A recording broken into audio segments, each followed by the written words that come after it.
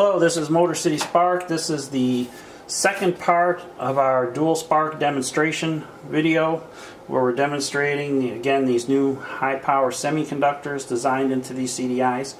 And these semiconductors are being designed into battery electric vehicles, hybrid electric vehicles that require high voltage, high current, very efficient devices, which means they have low power dissipation, they don't generate a lot of heat.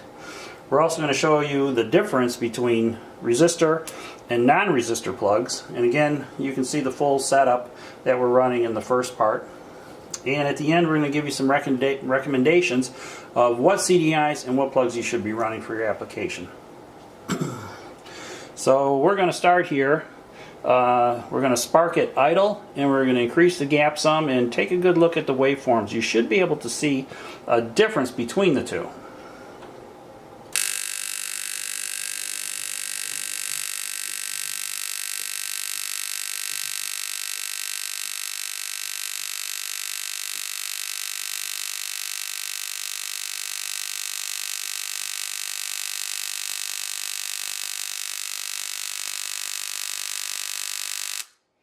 Okay, now hopefully you can see that there looked to be a little more energy in the bottom one. That's because it doesn't have the current limiting resistors in the plug. And now we're going to turn each one on and off by itself and listen to the sound intensity.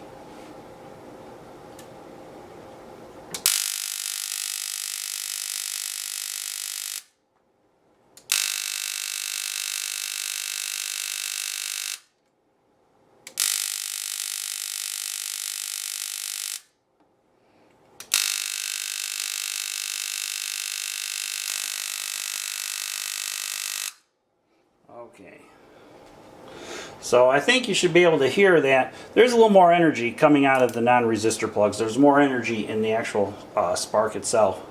Now, before working in engine controls, I worked on aircraft flight controls, F-18, V-22, C-17, and we had a lightning lab that used to shoot lightning bolts at parts.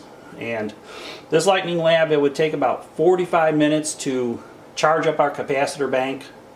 And when we would initiate the spark, it's over in a microsecond. You know, we're talking 10,000 plus amps. And even though all this equipment is in another room, when it sparks, it still gives you a big thump in the chest. So we also have some high-speed photography, and when you look at this spark, out in front of it is this thing. It's called a bulbous header, and it has tentacles. And those tentacles are looking for the path of least resistance. So every time that spark changes direction, it found a lower resistance path, and that's what it's taking. Now when it sparks, it also ionizes the air. And the one thing you can't appreciate at home is the smell. When you spark these small gaps, 40, 50,000 at high speed, you kind of get a faint odor, but these large gaps, it's immediately noticeable, this ionized air smell. So the next thing we're going to do here is we're going to turn it on. We're going to go up in speed to 10,000 RPM, and we're going to start pulling the gap apart until one of them starts misfiring.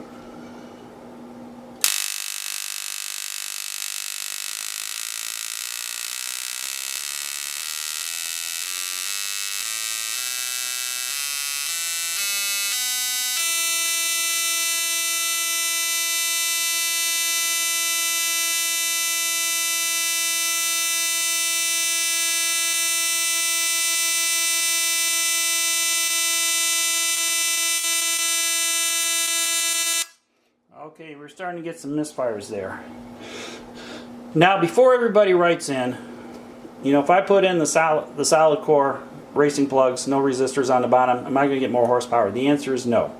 As long as the plugs are sparking and combusting at the same time, the horsepower is going to be the same. But as you can see, there is more intensity coming out of the non-resistor plugs.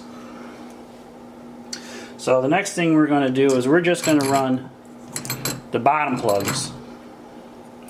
Turn off that top CDI, and we're going to turn it up to 15,000 RPM, and we're going to crank up the gap a little more.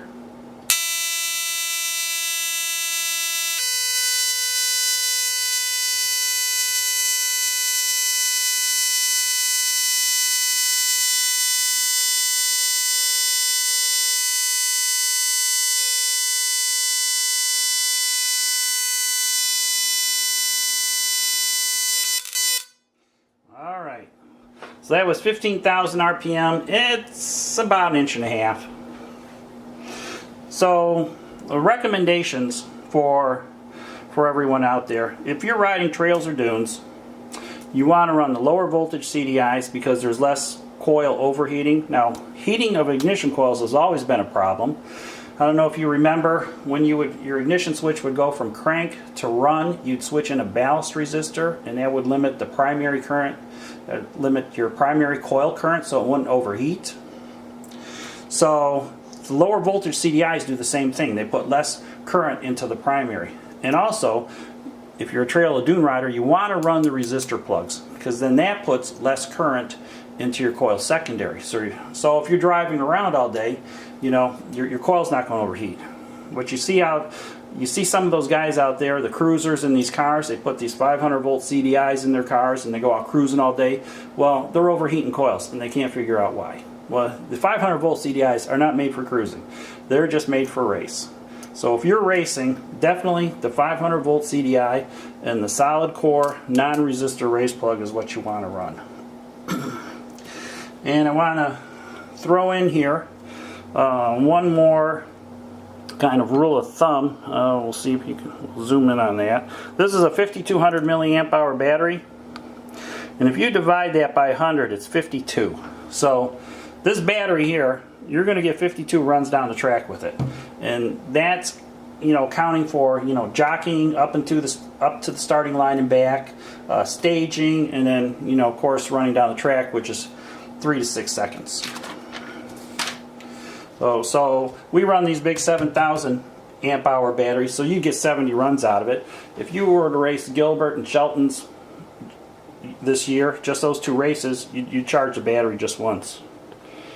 And again, if you want to purchase any of these new CDIs, just go to the website. Let's see over here, MotorCitySpark.com. Click on the products word, and that'll take you to the CDIs, or you can go to the Facebook page and click on Buy Now. It'll also take you there. So hopefully this video was a little informative, and now you know what CDIs and spark plugs you should be running for your application. Have a nice day.